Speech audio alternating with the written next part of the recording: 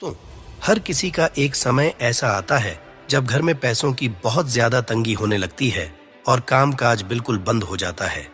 ऐसे में हमें समझ में नहीं आता कि क्या किया जाए, लेकिन आज हम आपको कुछ ऐसे तरीके बताने वाले हैं जिन्हें अपनाकर आप पैसे की तंगी को खत्म कर सकते हैं। आचार्य चाणक्य ने जीवन में हर क्षेत्र को बेहतर बनाने के लिए कई बातें बताई हैं। साथ ही उन्होंने ये भी बताया है कि अगर आप जीवन में पैसों की तंगी का सामना कर रहे हैं तो किन गलतियों के कारण कर रहे हैं। तो यदि आप भी पैसों की तंगी से बचना चाहते हैं तो ये कुछ बातों का ध्यान रखना। वीडियो में आगे बढ़ने से पहले आपसे रिक्वेस्ट है कि प्लीज चैनल को सब्सक्राइब जरूर कर लें और बेल आइकॉन को दबा लें। साथ ही इस वीडियो को अपने करीबी लोगों के साथ फेसबुक और व्हाट्सएप पे शेयर करना बिल्कुल ना भूलें। तो चलिए आज की वीडियो शुरू करते हैं। सबसे पहली बात, यदि घर में सूखने लगे तुलसी का पौधा, चाणक्य के नीति शास्त्र के अनुसार यदि हमारे घर या आंगन में लगा तुलसी का पौधा सूखने लगे तो समझ लीजिए जीवन में जरूर कुछ अपशकुन होने वाला है।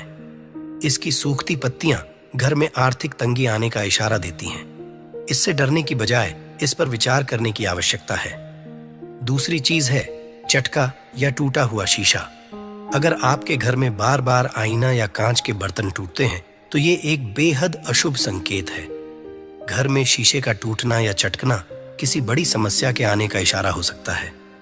अगर आप घर में कांच के टूटे हुए या चटके हुए बर्तन रखते हैं तो आज ही अपनी इस गलती को सुधार लीजिए।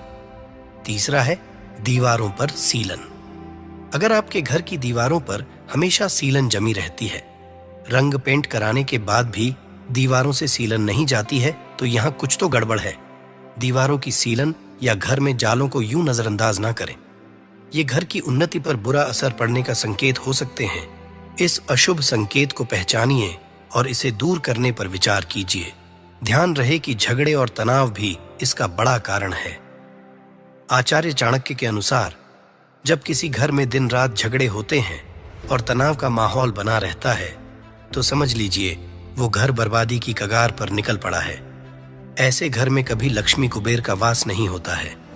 आर्थिक तंगी के चलते लोग हमेशा परेशान ही रहते हैं। और पूजा पाठ से बचना। जिस घर में लोग ईश्वर की उपासना या पूजा पाठ करने से बचते हैं उस घर में खुशहाली समृद्धि कभी दस्तक नहीं देती है। चाणक्य के नीति शास्त्र के अनुसार हमें प्रतिदिन सूर्यास्त से पहले और सूर्यास्त के बाद ईश्वर की भक्ति करनी चाहिए। घर में आर्थिक उन्नति के लिए लक्ष्मी जी की नियमित पूजा उपासना करते रहें। अब बात करते हैं उन पहलुओं की जो आपकी जिंदगी में धन संबंधी मामलों में एक जरूरी किरदार निभाते हैं। आचार्य चाणक्य कहते हैं कि इंसान को रहने के लिए हमेशा ऐसी जगह को ही अपना ठिकाना बनाना चाहिए जहां उसके जीविकोपार्जन के उचित अवसर मौजूद हों।